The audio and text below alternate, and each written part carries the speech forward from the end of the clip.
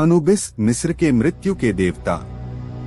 प्राचीन मिस्र में मृत्यु अस्तित्व का अंत नहीं थी। मिस्रवासी पुनर्जन्म में विश्वास करते थे, एक ऐसा स्थान जहां आत्माएं हमेशा के लिए रह सकती हैं।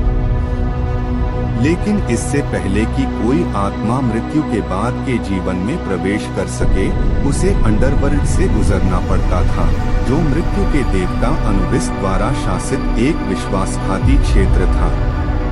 अनुबिस को सियार के सिर वाले एक व्यक्ति के रूप में चित्रित किया गया था।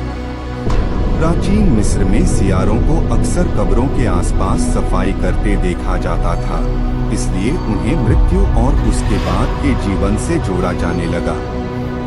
अनुबिस मृतकों की रक्षा करने और अंडरवर्ल्ड के माध्यम से उनका मार्गदर्शन करने के लिए जिम्मेदार था। जब कोई व्यक्ति मर जाता था तो उसके शरीर को क्षत-विक्षत कर ममीकृत कर दिया जाता था।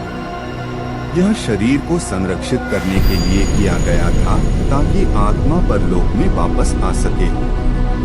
फिर मम्मी को उन सभी चीजों के साथ एक कब्र में रख दिया गया जिनकी व्यक्ति को उसके बाद के जीवन में आवश्यकता होगी, जैसे कि भोजन, कपड़े और गहने।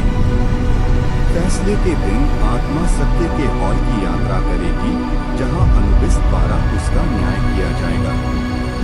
अनुबिस आत्मा के हृदय को सत्य के पंख के मुकाबले सुनहरे तराजू पर तौलेगा। यदि हृदय पंख से भारी होता तो आत्मा को दुष्ट माना जाता था और उसे एक राक्षस द्वारा निगल लिया जाता था। लेकिन अगर दिल पंख से हल्का होता तो आत्मा को अच्छा माना जाता था और उसे बाद के जीवन में प्रवेश करने की अनुमति दी जाती थी। मृत्यु के बाद आत्मा रीस के क्षेत्र नामक स्थान पर रहेगी। रीस का मैदान एक खूबसूरत जगह थी जहां लोग हमेशा शांति और खुशी से रह सकते थे। प्राचीन मिस्र में अनुबिस एक बहुत ही महत्वपूर्ण देवता थे। वह आत्माओं को परलोक तक सुरक्षित पहुंचाने के लिए जिम्मेदार था। वह न्याय और निष्पक्षता के भी प्रतीक थे।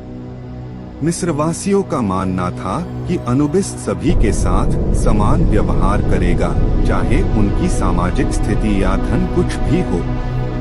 कुछ लोगों द्वारा आज भी अनुबिस की पूजा की जाती है। वह याद दिलाता है कि मृत्यु अंत नहीं है और इसके बाद बेहतर जीवन की आशा है।